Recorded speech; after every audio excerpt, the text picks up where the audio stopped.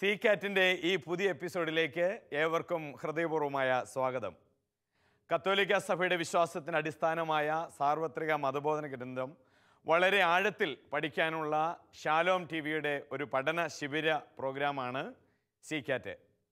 C കാറ്റിലൂടെ കഴിഞ്ഞ എപ്പിസോഡുകളിൽ നമ്മൾ ചർച്ച ചെയ്ത വിഷയങ്ങൾ നിങ്ങൾ പഠിച്ചിട്ടുണ്ട് എന്ന് വിചാരിക്കുകയാണ്. ഇന്ന് നമ്മൾ പുതിയൊരു വിഷയവുമായി സി കാറ്റിലെത്തിയിരിക്കുകയാണ്.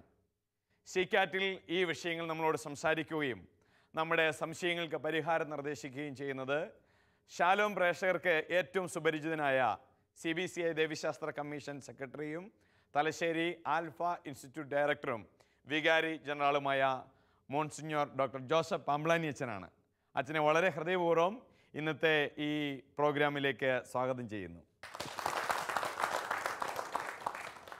ഇന്നത്തെ സി കാറ്റിൻ്റെ ഈ എപ്പിസോഡിൽ ഈ വിഷയങ്ങൾ പഠിക്കുന്നതിനും ഈ വിഷയവുമായി ബന്ധപ്പെട്ടുള്ള ചോദ്യങ്ങൾ ചോദിക്കുന്നതിനുമായി നമ്മോടൊപ്പമായിരിക്കുന്നത് തലശ്ശേരി അതിരൂപതയിലെ ഒറ്റത്തൈ സെൻറ്റ് ആൻ്റണീസ് ദേവാലയത്തിലെ മതാധ്യാപകരാണ്.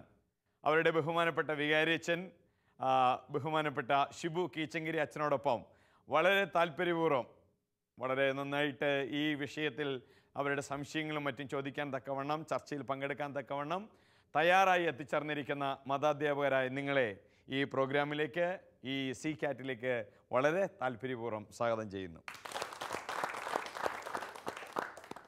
സി കാറ്റിൽ ഇന്ന് നമ്മൾ ചർച്ച ചെയ്യുന്ന വിഷയം കത്തോലിക്ക സഭയുടെ മതബോധന ഗ്രന്ഥത്തിലെ 946 ഖണ്ഡിക മുതലുള്ള പുണ്യവാന്മാരുടെ ഐക്യം എന്ന് തുടങ്ങുന്ന ഭാഗമാണ്. വിശ്വാസ ജീവിതത്തിൽ നമ്മുടെ ഈ ലോക ജീവിതത്തിലും വരാനിരിക്കുന്ന കാലത്തിലും നമ്മുടെ വിശ്വാസ ജീവിതത്തിൽ നമ്മൾ പുലർത്തേണ്ട അടിസ്ഥാനപരമായ ചില സംഗതികൾ ഇന്നത്തെ ക്ലാസ്സിൽ നമ്മൾ ചർച്ച ചെയ്യുന്നതാണ്.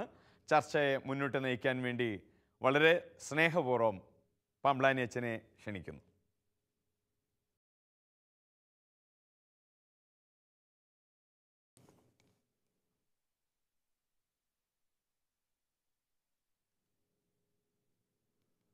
നിങ്ങൾ ഒറ്റത്തൈ ഇടവകയിൽ നിന്ന് വന്നവരാണ് അല്ലേ? എന്തുകൊണ്ടാണ് അതിന് ഒറ്റത്തൈ എന്ന് പേര് പറ്റേ? അവിടെ പല തൈകളുണ്ടല്ലോ. അതിൻ്റെ ചരിത്രം നിങ്ങൾ അന്വേഷിച്ചിട്ടുണ്ടോ? പറഞ്ഞു കേട്ടിട്ടുണ്ട്. എന്താണ് സണ്ണി സാർ അതിൻ്റെ ചരിത്രം? കുടിയേറ്റത്തിൻ്റെ ആദ്യ കാലഘട്ടങ്ങളിൽ അവിടെ ധാരാളം കുടിയേറ്റക്കാർ വന്ന് ധാരാളം തെങ്ങിൻ തൈകൾ വെച്ചിരുന്നു.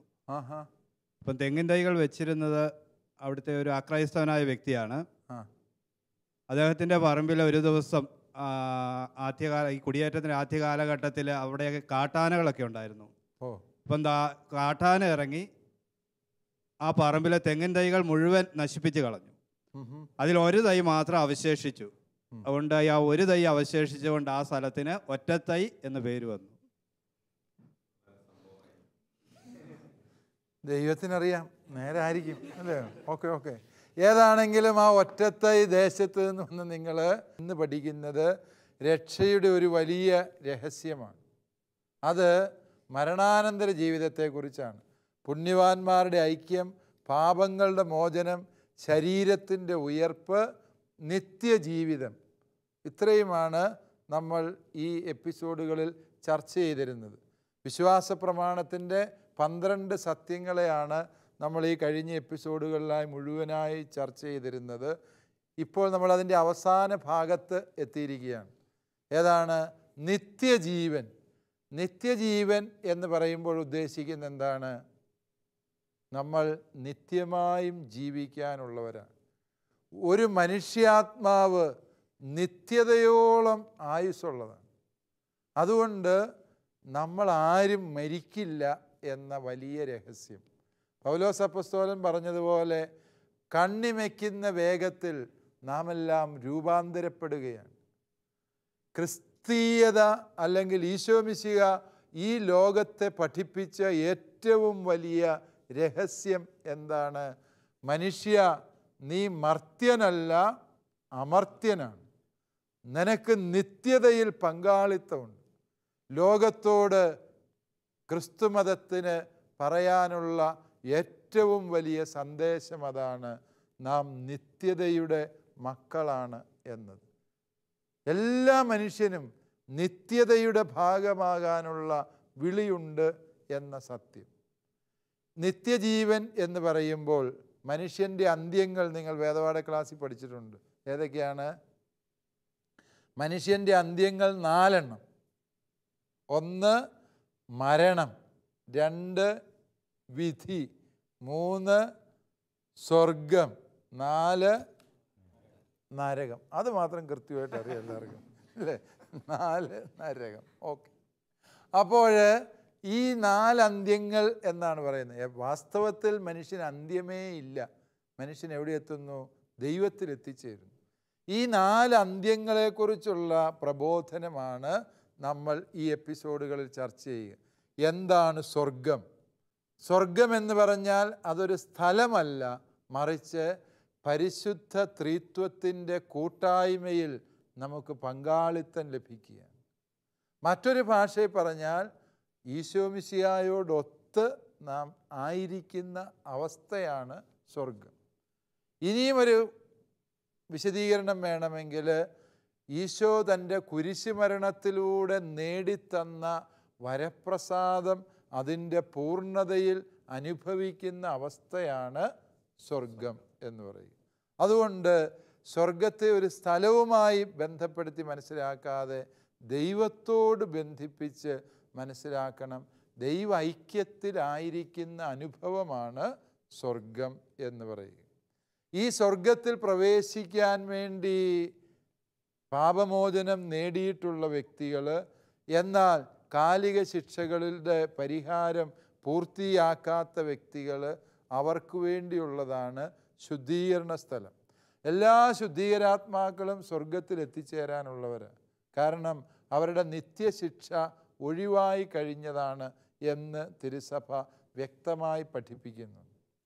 എന്താണ് നരകം എന്ന് ചോദിച്ചാൽ, നരകം എന്ന് പറഞ്ഞാൽ ഒരു മനുഷ്യൻ ദൈവത്തെ മറന്ന് ദൈവത്തെ വേണ്ട എന്ന് പറഞ്ഞ് ജീവിക്കുമ്പോൾ അവന് സംഭവിക്കുന്ന സ്വാഭാവിക പരിണതിയാണ് നരകം എന്ന് പറയുക.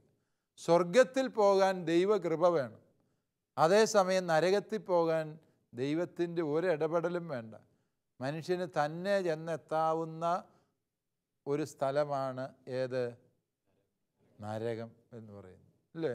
സ്വർഗത്തിൽ പോകണേ ദൈവസഹായം വേണം. ഇപ്പോൾ ഉദാഹരണമായിട്ട് 10 നിലയുള്ളൊരു കെട്ടിടത്തിൻ്റെ മണ്ടയിൽ കയറണമെങ്കിൽ ഒന്നെങ്കിൽ നിങ്ങൾ ലിഫ്റ്റ് വഴി പോകണം, അല്ലെ സ്റ്റെപ്പ് കയറി പോകണം, അതിൽ ഏണി വെച്ച് കയറണം, അല്ലെ എസ്കലേറ്റർ വേണം, എന്തെങ്കിലുമൊക്കെ വേണം, ഇല്ലയോ? 10ാം നിലയിൽ നിന്ന് താഴോട്ട് വരാനോ പ്രത്യേകിച്ച് സഹായം ഒന്നും വേണ്ട, സ്വന്തമായ കഴിവ് മതി. എടുത്ത് താഴോട്ട് ആടിയാൽ താഴെ എത്തും. താഴെ വന്നു കഴിയുമ്പോൾ നിങ്ങൾക്ക് ചിലപ്പോൾ സഹായം വേണ്ടി വരും, അല്ലേ? അത് വേറെ വിഷയം. അതായത് മുകളിലോട്ട് പോകുന്ന നിയമം അല്ല താഴേക്ക് വരാനുള്ള നിയമം, അല്ലേ? അതുപോലെയാണ് സ്വർഗത്തിൽ പോകാനുള്ള നിയമം അല്ല നരകത്തിൽ പോകാനുള്ള നിയമം. ഇതൊരു വലിയ വ്യത്യാസമാണ്. പലപ്പോഴും മനുഷ്യർ പറയും ദൈവം മനുഷ്യനെ നരകത്തിൽ കൊണ്ടുപോയിട്ടു, ദൈവം മനുഷ്യനെ സ്വർഗത്തിൽ എത്തിച്ചു. സ്വർഗത്തിൽ എത്തിക്കുന്ന കാര്യത്തിൽ മാത്രമേ ദൈവത്തിൻ്റെ ഇടപെടലുള്ളൂ. നരകത്തിൽ എത്തുന്നത് എങ്ങനെയാണ്? നമ്മുടെ കയ്യിലിരിപ്പ് കൊണ്ടാണ് നമ്മൾ നരകത്തിലെത്തുന്നത്, അല്ലേ? യെസ്. അതുകൊണ്ട് നരകത്തിൻ്റെ വഴിയിൽ നിന്ന് മാറി നിൽക്കേണ്ടത് നാം ഓരോരുത്തരുടെയും ഉത്തരവാദിത്വമാണ് എന്ന സത്യം ഓർക്കുക. ഈ വിശ്വാസ രഹസ്യങ്ങളെക്കുറിച്ച് നിങ്ങൾക്ക് മതാധ്യാപകരെന്ന നിലയിൽ നല്ല പരിജ്ഞാനമുള്ളവരാണ്. അതുകൊണ്ട് തന്നെ ഞാൻ കൂടുതൽ ദീർഘിപ്പിച്ച് വിശദീകരിക്കുന്നില്ല. നമുക്ക് ചർച്ചകളിലേക്ക് കടക്കാം. ചർച്ചകളിൽ നിങ്ങൾ ഉന്നയിക്കാൻ ആഗ്രഹിക്കുന്ന ചോദ്യങ്ങളെ ക്രോഡീകരിക്കാനുള്ള സമയമാണ്. നിങ്ങളത് ക്രോഡീകരിച്ച് കഴിയുമ്പോൾ നമ്മുടെ ചർച്ചകൾ നമുക്ക് തുടരാം.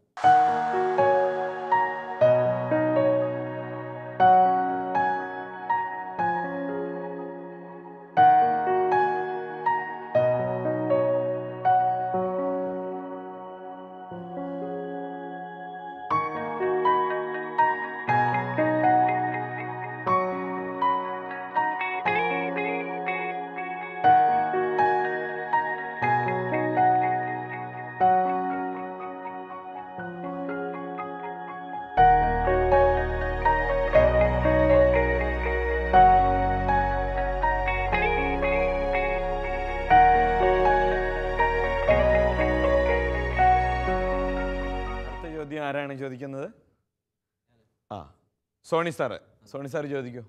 അച്ഛാ, ഈ മാമോദിസ സ്വീകരിച്ച് കഴിഞ്ഞാൽ നമുക്ക് ഉത്ഭവഭാവവും കർമ്മഭാവവും നീക്കപ്പെടുന്നുണ്ടല്ലോ. അങ്ങനെയാണെങ്കിൽ പ്രായപൂർത്തിയായ ഒരാൾ മാമോദിസ സ്വീകരിച്ച ഉടൻ അയാൾ മരിച്ചു പോയാൽ അയാൾ ഉടനെ സ്വർഗത്തിലെത്തുമോ? സാറിൻ്റെ അഭിപ്രായം എന്നാ? അയാൾ മരിച്ച ഉടനെ സ്വർഗത്തിലെത്തുമോ? സ്വർഗത്തിലെത്തും എന്നാണ് എൻ്റെ വിശ്വാസം. സാറിൻ്റെ വിശ്വാസം സാറിനെ രക്ഷിക്കട്ടെ. കാരണം അയാൾ സ്വർഗത്തിലെത്തും, ഇല്ലേ? കാരണം മാമോദിസായെക്കുറിച്ച് നാം പഠിക്കുന്ന എന്താണ്?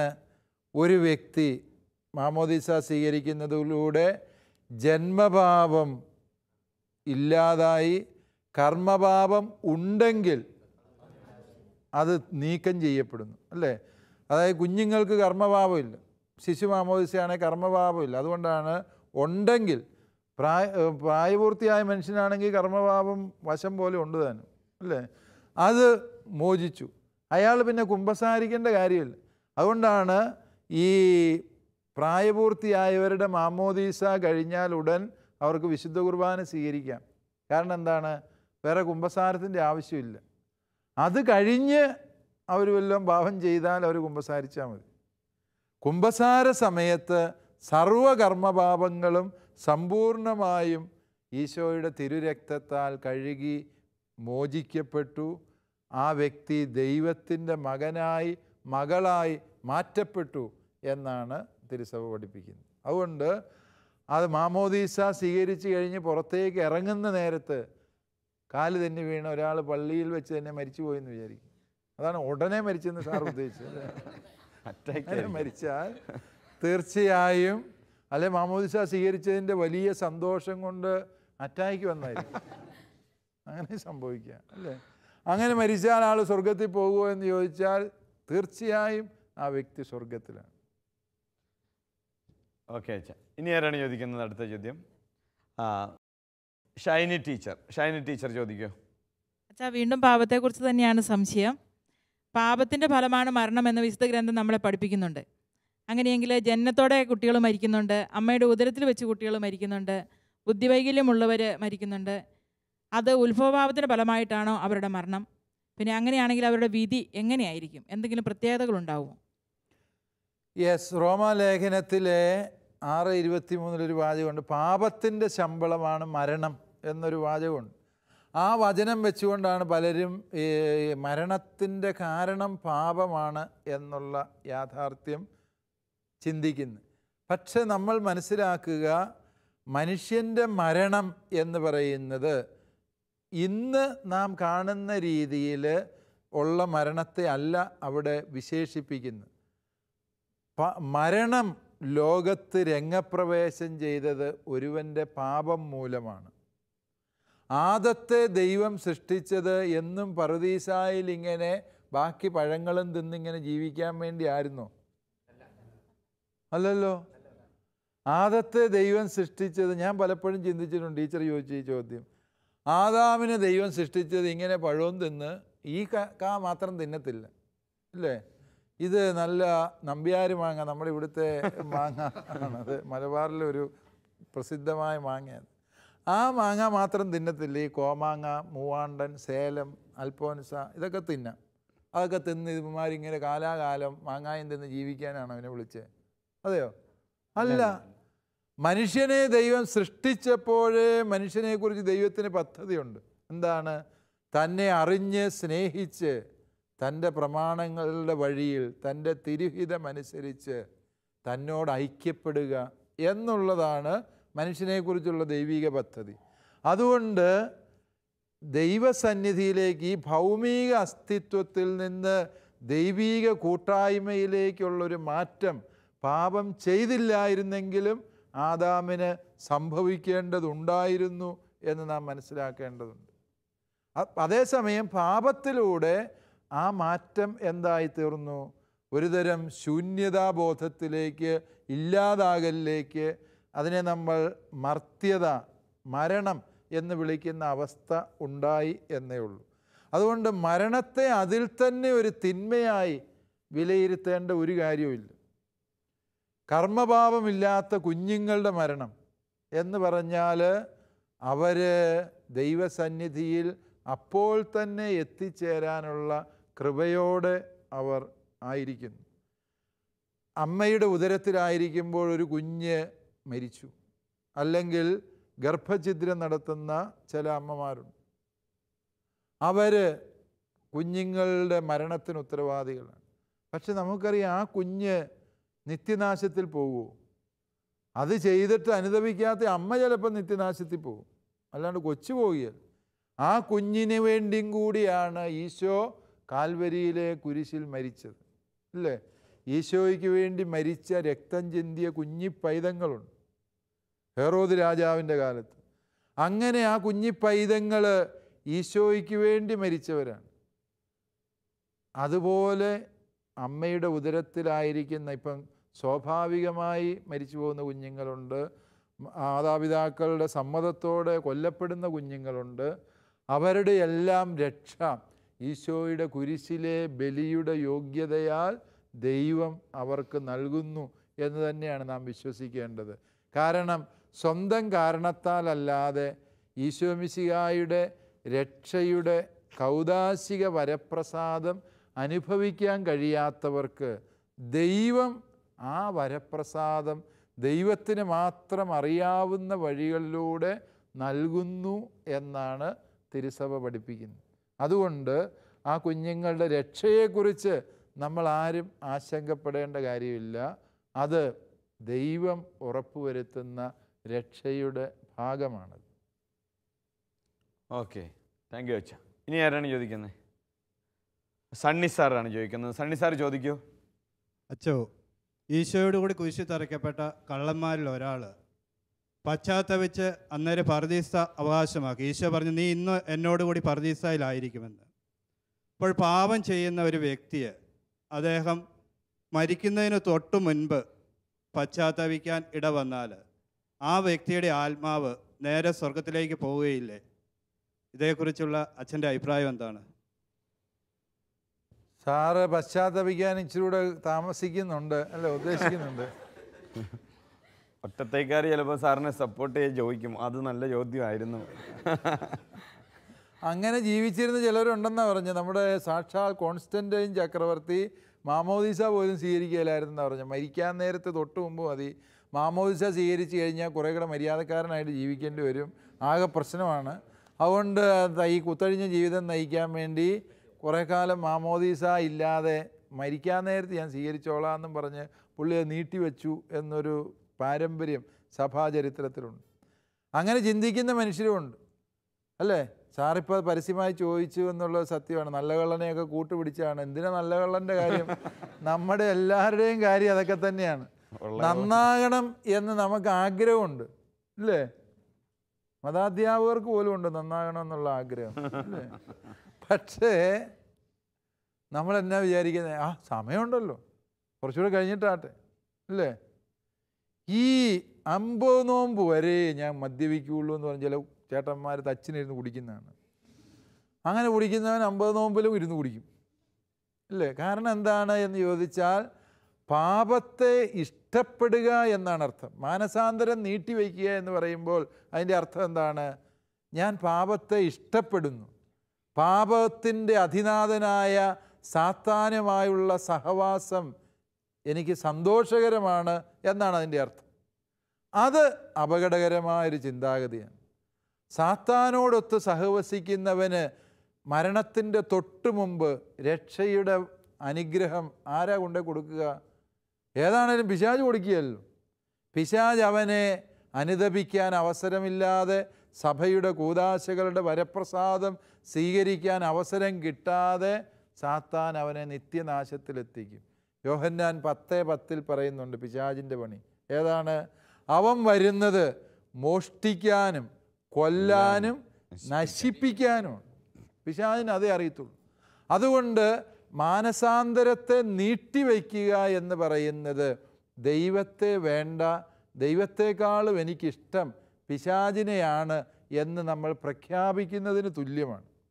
സാറ് ചോദിച്ചതുപോലെ അവസാനത്തെ നിമിഷത്തിലാണ് ഒരു വ്യക്തിക്ക് അനുതാപം ഉണ്ടാകുന്നത്, മാനസാന്തരത്തിൻ്റെ ചിന്തയുണ്ടാകുന്നത്, ദൈവമേ എന്ന് വിളിച്ച് കരയുന്നത് എങ്കിൽ ദൈവം അവർക്ക് രക്ഷ സുനിശ്ചിതമായി നൽകും, ഇല്ല എന്നല്ല പറഞ്ഞു.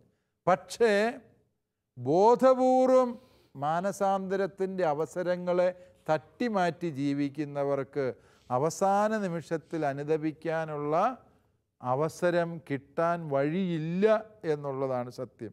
നല്ല കള്ളൻ്റെ ഉദാഹരണം സാറ് പറഞ്ഞതുകൊണ്ട് ഞാൻ പറയാം. നല്ല കള്ളനെക്കുറിച്ച് വിശുദ്ധ അഗസ്തീനോസിൻ്റെ ഒരു സുന്ദരമായ ചിന്തയുണ്ട്. ജീവിതത്തിൽ കുരിശിലെ അവസാന നിമിഷത്തിൽ മാത്രമാണോ ആ മനുഷ്യൻ അനുദപിച്ചിരിക്കുക? കുഞ്ഞുനാൾ മുതലേ നന്മയെക്കുറിച്ചുള്ള എന്തൊക്കെയോ ചിന്തകൾ അയാളിൽ ഉണ്ടായിരുന്നു. അത് സാവകാശം ഇരുളടഞ്ഞു പോയി. വീണ്ടും എവിടെയൊക്കെയോ വെച്ച് ഇത് ശരിയല്ലല്ലോ എന്ന ചിന്തയോടെ ആ മനുഷ്യൻ ജീവിച്ചു. എൻ്റെ വഴികൾക്ക് തിരുത്തൽ ആവശ്യമുണ്ട് എന്ന ചിന്തയോടെ ജീവിച്ചതുകൊണ്ടാണ് മരണനിമിഷത്തിൽ ദൈവത്തെ മുഖാമുഖം കാണാനുള്ള കൃപ ആ വ്യക്തിക്ക് കിട്ടിയത് എന്ന അഗസ്തീനോസ് പുണ്യാളൻ്റെ ഒരു ചിന്തയുണ്ട്. നമ്മളും മനസ്സിലാക്കേണ്ട ഒരു സത്യമാണ്, ഒരു നിമിഷം കൊണ്ട് നേടിയെടുക്കുന്ന, സ്വിച്ചിട്ടാൽ ബൾബ് കത്തുന്നത് പോലെയുള്ളൊരു പ്രക്രിയ അല്ല രക്ഷ എന്ന് പറയുന്നത്. ദൈവത്തോടുള്ള ഐക്യമാണ് രക്ഷ. ആ ഐക്യം സാധിതമാകണമെങ്കിൽ ജീവിതത്തിൽ ഉടനീളം നാം ഒരു ദൈവാഭിമുഖ്യം പുലർത്തേണ്ടതുണ്ട് എന്ന സത്യം ഓർക്കുക. ആ ദൈവാഭിമുഖ്യം പുലർത്തുന്ന വ്യക്തികൾക്ക് മാത്രമേ അവസാന നിമിഷത്തിൽ എങ്കിലും ദൈവത്തെ കാണാനുള്ള അവസരം ലഭിക്കുകയുള്ളൂ. അതിന് നല്ല കള്ളൻ ഒരുപക്ഷെ ദൈവത്തെ നേരിൽ കാണാനുള്ള അവസരം ഏറ്റവും അവസാന നിമിഷമാണ് കിട്ടിയത്. നമുക്കൊക്കെ എത്രയോ അവസരങ്ങൾ കിട്ടുന്നുണ്ട് അല്ലേ? ഓരോ ധ്യാനം കൂടുമ്പോൾ, ഓരോ വചനപ്രഘോഷണം കേൾക്കുമ്പോൾ, ഓരോ പെസഹാക്കാലം വരുമ്പോൾ, ക്രിസ്തുമസ് വരുമ്പോൾ ഒക്കെ ദൈവം നമ്മളെ വിളിക്കുന്നുണ്ട്, വന്ന് കുമ്പസാരിച്ച് നന്നായി മാനസാന്തരപ്പെടാനും പറഞ്ഞു. അതെല്ലാം നമ്മൾ നിഷേധിച്ചിട്ട് ഏറ്റവും അവസാനത്തേക്ക് നോക്കി നിന്നാൽ ആർക്കും അറിയാവുന്ന അവസാനം എന്നാണ് അല്ലേ? ഇന്ന് ഈ ഷൂട്ടിംഗ് പ്രോഗ്രാം കഴിഞ്ഞ് നമ്മൾ എത്ര പേര് വീട്ടിലെത്തും എന്ന് ചോദിച്ചാൽ നിങ്ങളെ പേടിപ്പിക്കാൻ പറഞ്ഞല്ല. ശാലോമിൻ്റെ ഡ്രൈവർമാർ വളരെ സമർത്ഥരായതുകൊണ്ട് അവർ നിങ്ങളെ സ്ഥലത്തെത്തിക്കും. അതല്ല ഞാൻ, പക്ഷെ നമുക്ക് ആർക്കും ഒന്നും ഉറപ്പില്ല ഇല്ലേ? ഈ ഷൂട്ടിങ്ങിനിടയിൽ നമ്മൾ അറ്റാക്ക് വന്ന് കുഴഞ്ഞു വീഴുമോ അല്ലേ? കുഴഞ്ഞു വീണ് മരിച്ചെന്നൊക്കെ കേൾക്കാൻ മേലെ അല്ലേ? നമ്മളങ്ങനെ കുഴഞ്ഞു വീണ് മരിക്കുമോ? ആർക്കറിയാം? അതുകൊണ്ടാണ് പറഞ്ഞ അവസാനം പിന്നെയാട്ടെ എന്ന് മാറ്റിവെക്കുന്നവർക്ക് രക്ഷയ്ക്കുള്ള അവസരം എന്നേക്കുമായി നഷ്ടപ്പെടാനുള്ള സാധ്യതയാണ് കൂടുതലായിട്ടുള്ളത് എന്ന് നാം മനസ്സിലാക്കും. ശരി അച്ഛൻ. ഇനി ആരാണ് ചോദിക്കുന്നത്? ആൻസി ടീച്ചറാണ് ചോദിക്കുന്നത്. ആൻസി ടീച്ചർ ചോദിച്ചു. അച്ഛ, പാപങ്ങളുടെ മോചനത്തെക്കുറിച്ച് അച്ഛൻ പറഞ്ഞല്ലോ, അതാണ് എൻ്റെ ഒരു ചോദ്യം. അതിനെക്കുറിച്ച് തന്നെയാണ്. എത്ര ഗൗരവമുള്ള പാപമായാലും സഭയ്ക്ക് അത് ക്ഷമിക്കാൻ കഴിയുമെന്ന് തിരുസഭ നമ്മെ പഠിപ്പിക്കുന്നുണ്ട്. അങ്ങനെയെങ്കിൽ ദൈവസന്നിധിയിൽ പ്രതികാരത്തിനായി ആവശ്യപ്പെടുന്ന പാപങ്ങളുണ്ടല്ലോ, അവയിൽ നിന്നുള്ള മോചനം സാധ്യമാകുന്നത് എങ്ങനെയായിരിക്കും?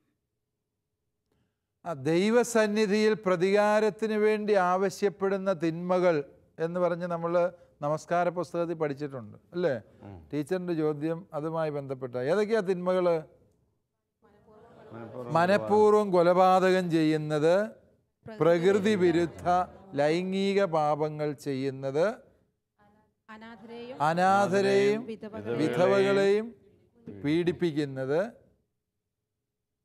4 വേലക്കാർക്ക് ന്യായമായ കൂലി കൊടുക്കാത്ത. ഇതാണ് ദൈവ തിരുമുമ്പിൽ പ്രതികാരമർഹിക്കുന്ന തിന്മകൾ.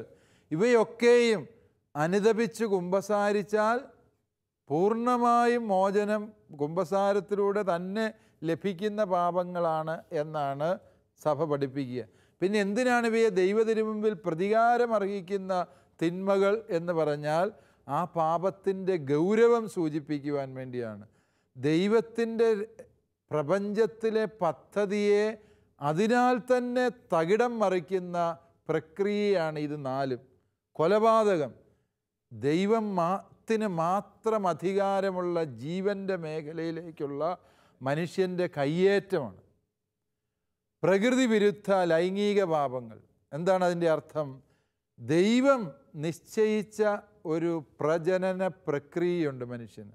സന്താനോൽപാദനത്തിന് ദൈവം നിശ്ചയിച്ച ഒരു വഴിയുണ്ട്. വിവാഹത്തിലൂടെ, സ്ത്രീ പുരുഷ ബന്ധത്തിലൂടെ അവരുടെ സ്നേഹത്തിൽ നിന്ന് കുഞ്ഞ് ജനിക്കണം. അതിന് പകരം പുരുഷൻ പുരുഷനോടും സ്ത്രീ സ്ത്രീയോടും ആകർഷണം തോന്നി ജീവിക്കാൻ തുടങ്ങിയാൽ എന്ത് സംഭവിക്കും? തലമുറ ഇല്ലാണ്ടായിത്തീരും, ഇല്ലേ? രണ്ട് പുരുഷന്മാരൊന്നിച്ചു കൂടി ജീവിച്ചാൽ അത് എന്തെല്ലാം ന്യായം, ഏതെല്ലാം സർക്കാർ അതിന് അനുവാദം കൊടുത്തെന്ന് പറഞ്ഞാലും അതിൽ നിന്ന് ജീവനുണ്ടാകുമോ? ഇല്ല. അങ്ങനെ വരുമ്പോൾ എന്ത് സംഭവിക്കുന്നു? ആ ദൈവീക പദ്ധതി അവസാനിച്ചു പോകുന്നുള്ളൂ. വീണ്ടും അനാഥരും വിധവകളും കുഞ്ഞുങ്ങളും അവർ തമ്പുരാൻ്റെ ഏറ്റവും പ്രിയപ്പെട്ടവരാണ്. ചോദിക്കാനും പറയാനും ആരുമില്ലാത്തവർ എന്നാണ് അതിൻ്റെ അർത്ഥം, ഇല്ലേ? അനാഥർ, വിധവകൾ. ഇന്ന് വിധവകളൊക്കെ കുറേ കൂടി പവർഫുള്ളായിട്ടുള്ളവരാണ്. അന്നത്തെ വിധവകൾ പാവങ്ങളായിരുന്നുകൊണ്ടായിരിക്കും അവരെ പ്രത്യേകിച്ച്. ഇന്നാണേലും നമുക്കറിയാം, വിധവയായ ഒരു സ്ത്രീ എന്തെല്ലാം തരത്തിലുള്ള ചൂഷണങ്ങൾ, പീഡനങ്ങൾ സമൂഹത്തിൽ നിന്ന് ഏറ്റുവാങ്ങേണ്ടി വരുന്നു. പല പകൽ മാന്യന്മാരുടെയും തനിനിറം അവർക്കാണ് കൂടുതൽ അറിയാവുന്നത്, അല്ലേ? അപ്രകാരമുള്ള അവരെ സംരക്ഷിക്കാൻ ദൈവമുണ്ട് എന്നുള്ളതിൻ്റെ മുന്നറിയിപ്പാണ് ആ കൽപ്പനയിലൂടെ. അതുപോലെ വേലക്കാർക്ക് കൂലി കൊടുക്കാതിരിക്കുന്നു. ഇന്നിപ്പോൾ ആ പ്രമാണം വേണേൽ തിരുത്താവുന്നതാണ്. കൂലി കിട്ടിയിട്ടും പണിയെടുക്കാത്ത വേലക്കാർക്ക് എന്ന് വേണമെങ്കിലും തിരുത്തി വായിക്കാവുന്നതാണ്. അത് ഒരു കാലഘട്ടത്തിൻ്റെ ആവശ്യകതയും അതുപോലെ സൃഷ്ടാവിൻ്റെ പദ്ധതിയോടുള്ള മനുഷ്യൻ്റെ നേരിട്ടുള്ള വെല്ലുവിളി ആണ്. അത് ഗൗരവമുള്ളതാണ് എന്ന് കാണിക്കാനാണ് അതിനെ ദൈവത്തിനു മുമ്പിൽ പ്രതികാരമർഹിക്കുന്ന തിന്മകൾ എന്ന് വിശേഷിപ്പിച്ചിരുന്നത്. ആ തിന്മകൾക്ക് അനുതാപത്തോടെയുള്ള കുമ്പസാരം പരിഹാരമാണ് എന്ന് തന്നെയാണ് സഭ പഠിപ്പിക്കുക. അൻസി ടീച്ചറിന് മനസ്സിലായി. ഇനി ആരാണ് ചോദിക്കുന്നത്? ജിബിയ, നമ്മുടെ ഒറ്റത്തയിലെ യുവജന പ്രതിനിധിയാണ്, ചോദിക്കും. അച്ഛാ, എൻ്റെ സംശയം ഇതാണ്. ഈശോ പത്രോസിൻ്റെ കയ്യിലാണല്ലോ സ്വർഗത്തിൻ്റെ താക്കോൽ ഏൽപ്പിച്ചിരിക്കുന്നത്. അപ്പോൾ എന്തായാലും പത്രോസിനായിരിക്കുമല്ലോ സ്വർഗത്തിൻ്റെ അധികാരം. അപ്പോൾ നമുക്ക് സ്വർഗത്തിൽ പ്രവേശിക്കണമെങ്കിൽ പത്രോസ്ലീഹയുടെ അധികാരം ഇല്ലാതെ പ്രവേശിക്കാൻ സാധിക്കുമോ? പത്രോസ് ഇടയ്ക്ക് നിൽപ്പുണ്ടല്ലോ, അപ്പം കാര്യങ്ങളൊക്കെ നടത്തുമ്പോൾ പത്രോസും കൂടെ കയറ്റിവിടുമ്പോൾ ടിക്കറ്റ്. ജിസിയ അല്ലേ? ജിബിയയുടെ ചോദ്യം വളരെ നല്ല ചോദ്യമാണ്. നമ്മൾ ഈ പുണ്യാളന്മാരെയൊക്കെ പ്രാർത്ഥിക്കുമ്പോൾ പത്രോസിനെ ഒന്നും കാര്യമായി ഒന്നും പരിഗണിക്കാറില്ല, അല്ലേ? നമ്മൾ മാതാവിനെയും യോസേപ്പ് പുണ്യാളനെയും അതുപോലെ അൽഫോൻസാമയൊക്കെ പ്രാർത്ഥിച്ചുകൊണ്ട് നടക്കുകയും ചെയ്യും. എന്നിട്ട് അവിടെ ചെല്ലുമ്പോൾ ആരുടെ പ്രസാദമാണ് വേണ്ടത്? പത്രോസിൻ്റെ. അപ്പോൾ പത്രോസിൻ്റെ ഒരു നൊവേന തുടങ്ങിയാൽ കൊള്ളാമെന്ന് ഇപ്പം നിങ്ങൾക്ക് തോന്നുന്നുണ്ടാവും. വാസ്തവത്തിൽ പത്രോസിനെ ഈശോ താക്കോൽ ഏൽപ്പിച്ചു എന്ന് പറഞ്ഞാൽ പത്രോസ് എന്ന വ്യക്തിയെ ഏൽപ്പിച്ചു എന്നല്ല അതിൻ്റെ അർത്ഥം. പിന്നെ ആരെ ഏൽപ്പിച്ചത്? സഭയെ ഏൽപ്പിച്ചു. സഭയ്ക്കാണ് അധികാരം കൊടുത്തിരിക്കുന്നത്. അതുകൊണ്ട് പത്രോസിൻ്റെ പുതിയൊരു നൊവേന തുടങ്ങുകയല്ലേ നമ്മൾ ചെയ്യേണ്ടത്. പത്രോസാകുന്ന അടിത്തറമേൽ, പാറമേൽ ഈശോ സ്ഥാപിച്ച സഭയോട് കൂടുതൽ ചേർന്ന് നിൽക്കുക, കൂടുതൽ വിശ്വസ്തരായിരിക്കുക. അപ്പോൾ സ്വർഗത്തിൽ പ്രവേശിക്കാൻ സാധിക്കും എന്നാണ് ആ വചനത്തിലൂടെ ഈശോ അർത്ഥമാക്കുന്നത്. Okay, thank you. കഴിഞ്ഞ എപ്പിസോഡുകളിൽ അച്ഛൻ ഈ വിഷയവുമായിട്ട് തന്നെ ബന്ധപ്പെട്ട് തുറക്കുന്നതും അടയ്ക്കുന്നതും എന്ന് പറഞ്ഞുകൊണ്ട് സംസാരിച്ചിരുന്നു. അത് പത്രോസിന് സ്വർഗരാജ്യത്തിൻ്റെ താക്കോലുകൾ എന്നാണ് പറഞ്ഞത്. ഈ താക്കോലുകൾ എന്ന് പറഞ്ഞാൽ എന്താണ്? സ്പെയർ കീ ആണോ ഉദ്ദേശിക്കുന്നത്? അല്ല, 2 താക്കോലാണ് പത്രോസിന് കൊടുത്തത് എന്നാണ്. നമ്മൾ മാർപ്പാപ്പായുടെയൊക്കെ ചിഹ്നത്തിൽ 2 താക്കോല് കാണും. എന്താണത്? അത് സഭയ്ക്ക് കിട്ടിയ 2 അധികാരമാണ്. ഒന്ന് സ്വർഗം തുറക്കാൻ, സ്വർഗത്തിൻ്റെ വരപ്രസാദം ദൈവമക്കൾക്ക് സംലഭ്യമാക്കുക. രണ്ടാമത്തെ താക്കോല് നരകം പൂട്ടാനുള്ളത്.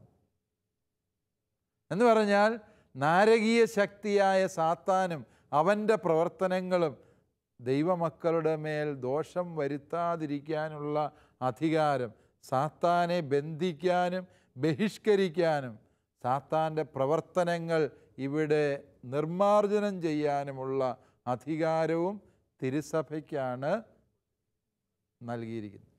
അതുകൊണ്ട് എന്ത് സംഭവിക്കുന്നു? സഭയോട് ചേർന്ന് നിൽക്കുന്ന വ്യക്തി സ്വർഗത്തോടാണ് ചേർന്ന് നിൽക്കുക. സഭയോട് ചേർന്ന് നിൽക്കുന്ന വ്യക്തിക്ക് പൈശാചിക ശക്തികളിൽ നിന്ന് എന്നേക്കുമായും വിടുതൽ ലഭിക്കുന്നു. അതുകൊണ്ട് പിശാചെന്ന് പറഞ്ഞ് എല്ലാവരും പേടിച്ച് വെപ്രാളപ്പെടുകയല്ല വേണ്ടത്. എന്തു ചെയ്യണം? തിരുസഭയോട്, സഭയുടെ കൂദാശകളോട്, സഭയുടെ ജീവിത ശൈലിയോട് ചേർന്ന് നിൽക്കുക. അപ്പോൾ നാം രക്ഷ പ്രാപിക്കും. നമ്മുടെ ഇന്നത്തെ എപ്പിസോഡ് ഇവിടെ പൂർണ്ണമാകുന്നു. ഈ വിഷയത്തിൻ്റെ തുടർച്ചയുമായി മറ്റൊരു എപ്പിസോഡിൽ നമ്മൾ വീണ്ടും കണ്ടുമുട്ടുന്നതായിരിക്കും. അതുവരെയും പ്രാർത്ഥനാപൂർവ്വം നമുക്ക് കാത്തിരിക്കാം. നന്ദി.